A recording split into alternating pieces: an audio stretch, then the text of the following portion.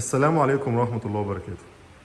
النهاردة الشركة المصرية الحبيشي للمكنات التعبئة والتغليف وخطوط الإنتاج بتقدم لكم المكنة تعبئة حبيبات أوتوماتيكية ستانلس من 50 جرام حتى 1 كيلو.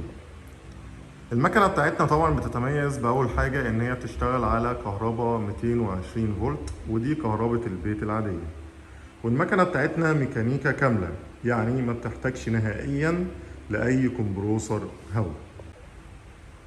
تتميز الماكينة بتاعتنا إن سرعتها بتتراوح من 20 كيس في الدقيقة حتى 45 و60 كيس في الدقيقة، وتختلف طبعا باختلاف حجم وميزان المنتج.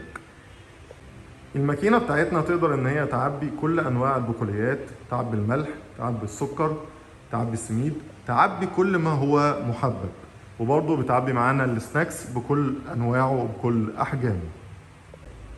أقصى عرض للرول بتاعنا بيبقى 48 سنتي، يعني بيصفي معانا 22 سنتي كامل، وأقصى طول 32 سنتي. بسم الله نبدأ التجربة.